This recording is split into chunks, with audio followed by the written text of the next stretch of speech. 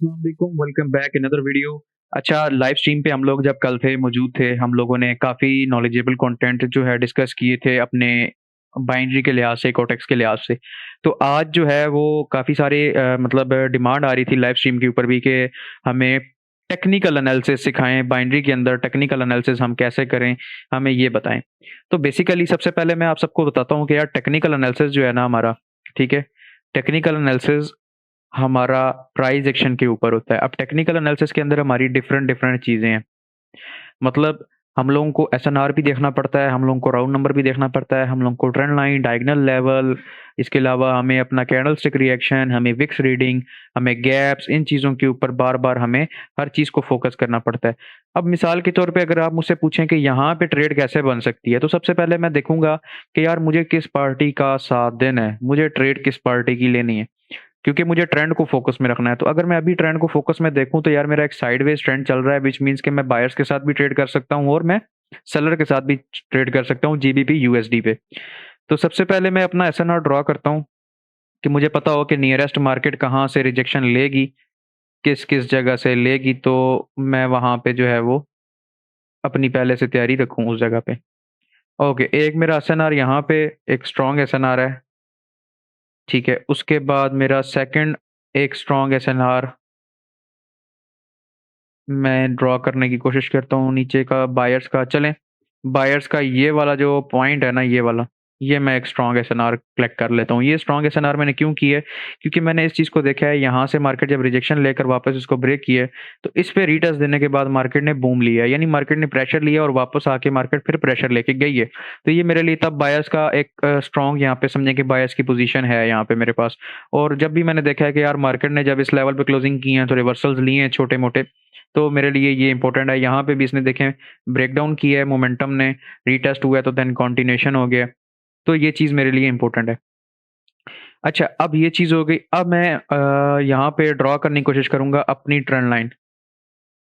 Trend line draw करने की कोशिश करूँगा कि मेरी यहाँ पे ट्रेंड लाइन ऐसी निकल आए जहाँ पे मेरे बायर्स भी हों और मेरे सपोर्ट भी हो और बायर्स का और ट्रेंड लाइन भी मेरी वहाँ से निकले। लेकिन मेरी ट्रेंड लाइन का जो टच बन रहा है, अब टेक्निकल एनालिसिस के अंदर मेन पार्ट ये होता है कि आपने उस जगह से ट्रेड लेनी होती है जहाँ पे आपके डबल-डबल कन्फर्मेशन हो। अब मेरी यहाँ पे इस पॉइंट पे, ये वाला जो पॉइंट है, इस जगह पे कन्फर्मेशन है। इस जगह पे कन्फर्मेशन कैसे है, डबल कन्फर्मेशन, कि मेरा एक तो बायर्स का सपोर्ट है और दूसरा मेरी ट्रेंड लाइन का सपोर्ट है।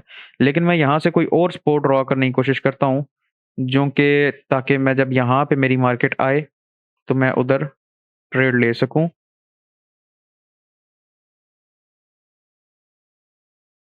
अगेन फिर मैं देख रहा हूँ कि मेरी दोबारा जहाँ से भी मैं ट्रेंड लाइन लगाऊँ वो यहीं पे आ रहा है। तो मैं क्या करता हूँ, मैं ट्रेंड लाइन को छोड़ के मैं डायगोनल लेवल निकालने की कोशिश करता हूँ, ताकि मेरा इस जगह पे डायगोनल लेवल शिफ्ट हो जाए, ताकि मैं डायगोनल लेवल की बेस पे भी यहाँ से मैं ट्रेड ले सकूँ। तो डायगोनल लेवल अगर मैं देखूँ तो डायगोनल लेवल मेरा एडजस्ट हो रहा है और वो थोड़ा नीचे है। और अगर मैं नीचे यहाँ पे ज़ोन अपना बनाऊँ, तो मेरा यहाँ पे ज़ोन तो बन ही सकता है एसएनआर का। ये है इस जगह पे छोटा-सा एक ज़ोन बन सकता है। लेकिन मेरा एक्चुअल में जो एनालिसिस था ना वो इस जगह पे था, यानी यहाँ पे डबल-डबल टच आ रहा है जहाँ से ये बायर्स उठ गए हैं।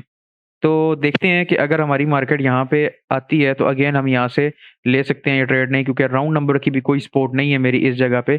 तो फिलहाल इस चार्ट पे अभी करंट पोज़ीशन पे मुझे टेक्निकल एनालिसिस यहाँ पे डबल कन्फर्मेशन वाला कुछ ख़ास समझ में नहीं आ रहा है।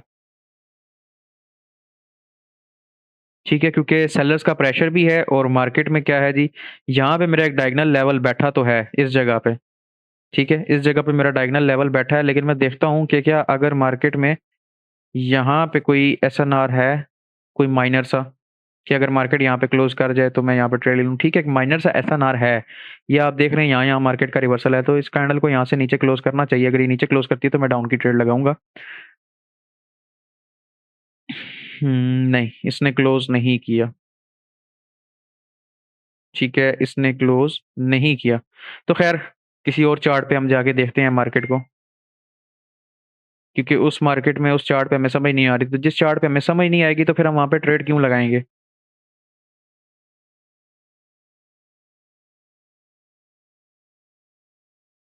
कल रात को लाइव स्ट्रीम पे मैंने इनको फिबोनाची रिट्रेसमेंट के बारे में भी बताया था, तो मैं वही फिबोनाची रिट्रेसमेंट दोबारा ड्रॉ करने लगा हूँ और मैं देख रहा हूँ कि यहाँ पे मेरा एक लेवल भी है अच्छा, ठीक है? ये लेवल है मेरा एक अच्छा-सा, क्योंकि इस जगह पे पॉइंट बन रहा है अपना। ओके, अब मैं यहाँ से ड्रॉ करने की कोशिश करता हूँ डायगोनल लेवल को, क्योंकि मेरा ट्रेंड डाउन है, मैंने ट्रेड किसकी लेनी है? डाउन की।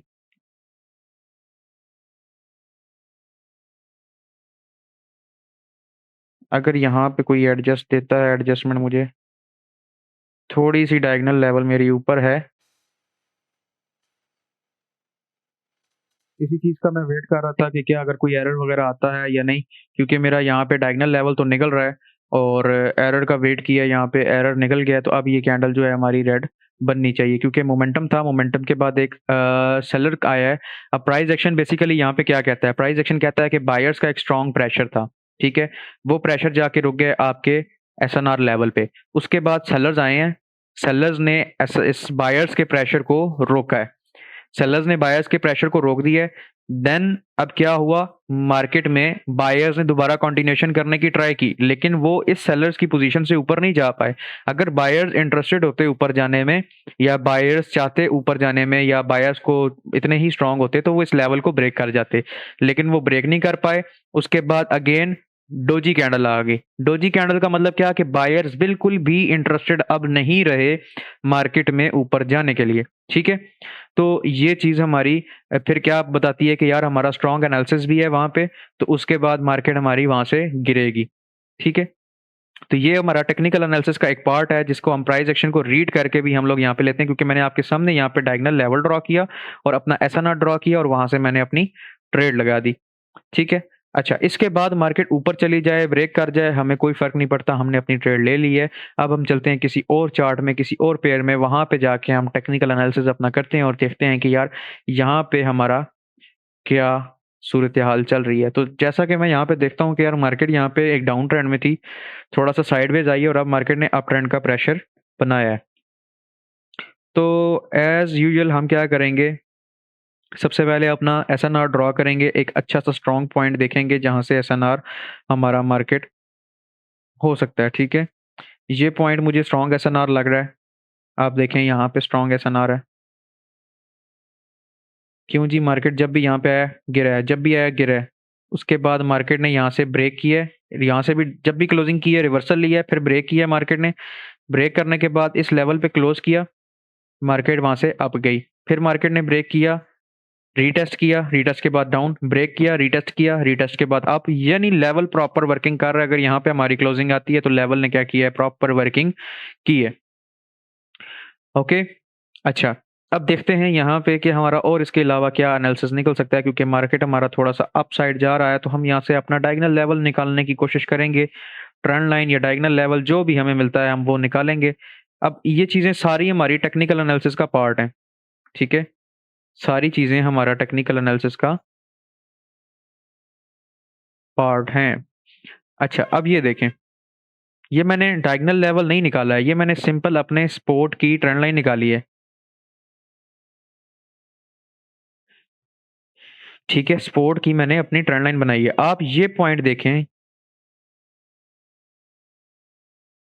ये वाला पॉइंट, इस जगह पॉइंट को आप देख रहे हैं? ये पॉइंट ऐसा पॉइंट है, यहाँ पे डबल-डबल कन्फर्मेशन है, डबल-डबल रीज़न है हमारी कि यहाँ से मार्केट क्या करेगी, मार्केट यहाँ से दोबारा सपोर्ट लेगी। तो ये मेरा पॉइंट ऐसा पॉइंट है कि इधर 2 कन्फर्मेशन है मेरे पास। अब मार्केट इतनी दूर से तो इतनी जल्दी आएगी नहीं, तो मैं क्या कर रहा हूँ, मैं यहाँ पे कोई और डायगोनल लेवल भी निकालने की ट्राई करता हूँ, ताकि डायगोनल लेवल वहाँ से मेरा निकलेगा तो मार्केट थोड़ा नज़दीक भी अगर आ जाए, तो मैं वहाँ से ट्रेड ले लूँगा।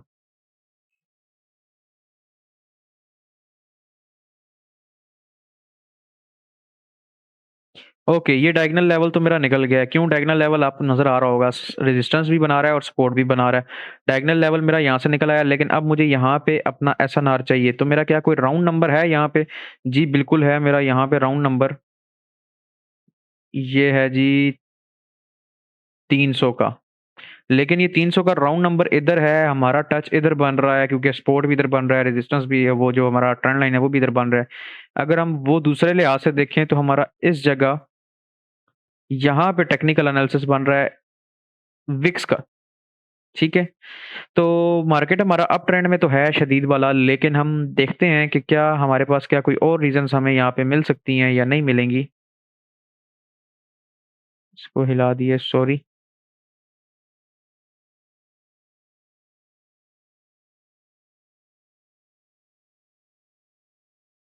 नहीं यार, और इसके अलावा हमें यहाँ पे रीज़न नहीं मिल रही।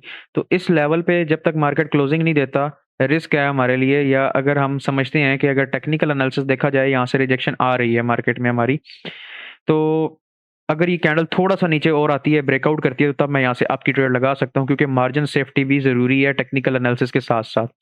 ठीक है, मार्जिन सेफ्टी भी हमारे पास होना लाजमी है, ज़रूरी है। तो कैंडल फुल ऑन रिजेक्ट हो गई है, यहाँ से हम देख रहे हैं कैंडल में बायर्स का प्रेशर आ गया है। तो वेट करते हैं इस कैंडल के क्लोज होने का,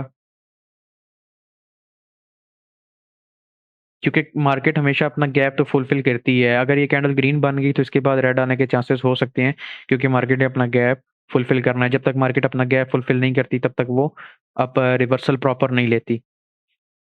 ठीक है, बाउंस नहीं लेती। तो देखते हैं अगली कैंडल, हमें नीचे से प्रेशर चाहिए। अगर मार्केट इस लेवल पे आती है, क्लोजिंग करती है, तो हम अप की ट्रेड अगली अपनी एग्जीक्यूट करेंगे।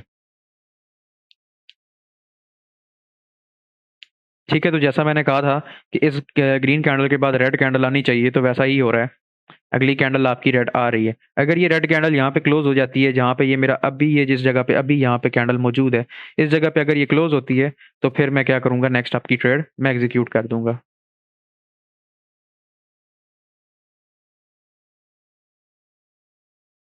ठीक है, लेकिन अगर ये ब्रेकआउट कर जाती है तो फिर हमारी कोई ट्रेड नहीं बनेगी, फिर हमारा स्ट्रक्चर जो है वो शिफ्ट हो जाता है। मतलब मार्केट अपने प्रीवियस हायर लो को जो है वो ब्रेक कर जाएगा।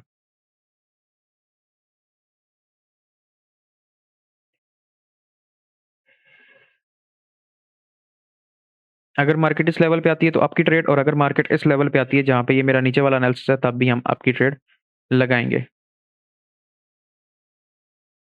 ओके, ऑलमोस्ट मार्केट ने क्लोजिंग तो की है। चले, मैं एक रिस्की ट्रेड है, मैं लगा रहा हूँ यहाँ से आपकी ट्रेड।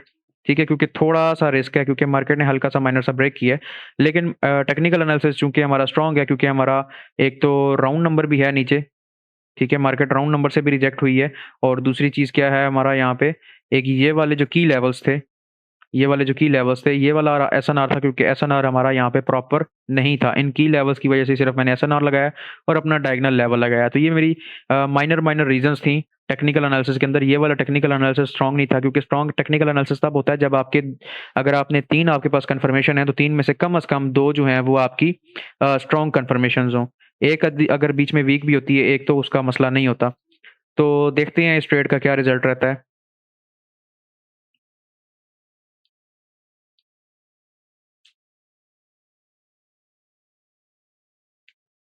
ओके, तो ये ट्रेड हमारी लॉस है, क्योंकि मार्केट ने यहाँ पे कर दिया है ब्रेकआउट।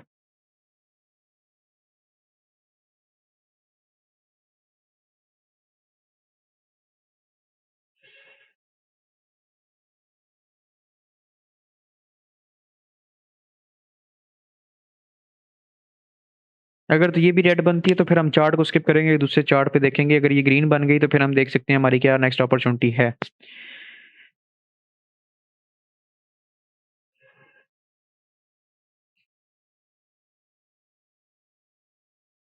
क्योंकि अगर ये रेड बनी, तो फिर मैक्सिमम चांसेस हैं मार्केट के एक वो स्ट्रक्चर शिफ्ट करते करते एक मोमेंटम या स्ट्रॉन्ग इंपल्सिव वेव सेलर्स की पकड़ना। तो मार्केट ने अगर सेलर्स की इंपल्सिव वेव पकड़ ली, तो फिर हम वहां पे बायर की ट्रेड नहीं कर सकते।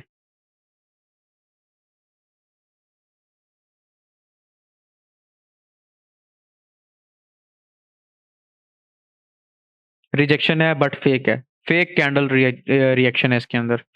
यहाँ पे भी सेलिंग का एक हमारा मूव स्टार्ट हो गया, जिधर से हमने ट्रेड पकड़ी थी वहां से स्ट्रॉन्ग मार्केट गिर रही है। तो जीबीपी यूएसडी में देखते हैं, जीबीपी यूएसडी क्या कर रहा है।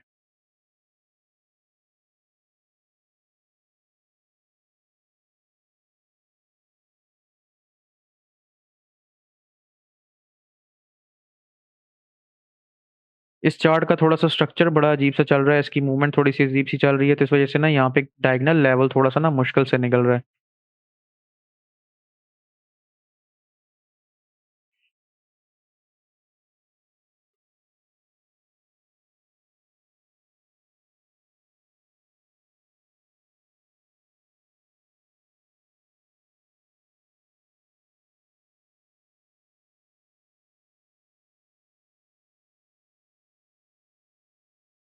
ओके, कैंडल ने गैप डाउन लगाया, कैंडल पहले ऊपर जाए, थोड़ा-सा ब्रेकआउट करे तो फिर वहाँ से मैं डाउन की ट्रेड लगाऊँगा। ब्रेकआउट करे कैंडल, तो देन मैं डाउन की ट्रेड लगाऊँगा।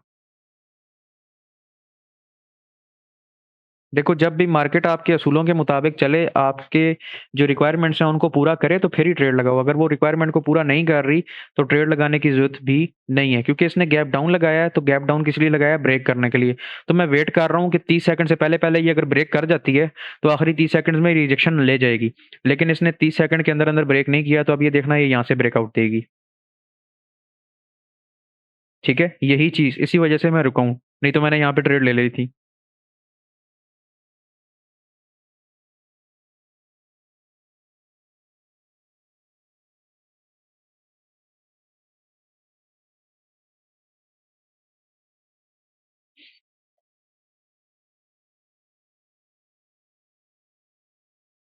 ओके, तो यहाँ पे मार्केट गैप डाउन करके अपने लेवल को ब्रेक नहीं कर सकी, तो इसका मतलब क्या है कि मार्केट में बायर्स यहाँ पे प्राइस एक्शन हमें क्या बता रहा है? फेल हो गए हैं।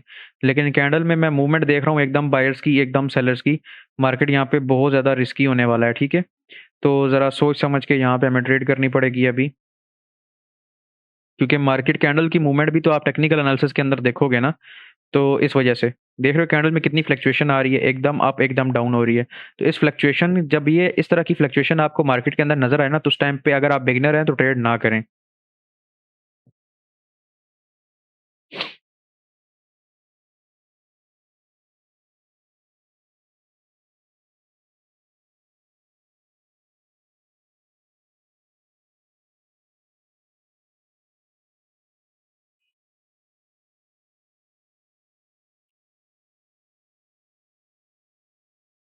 अगेन गैप डाउन, मार्केट में बहुत ज़्यादा एबनॉर्मलिटी है, इस चार्ट को हम बंद करेंगे।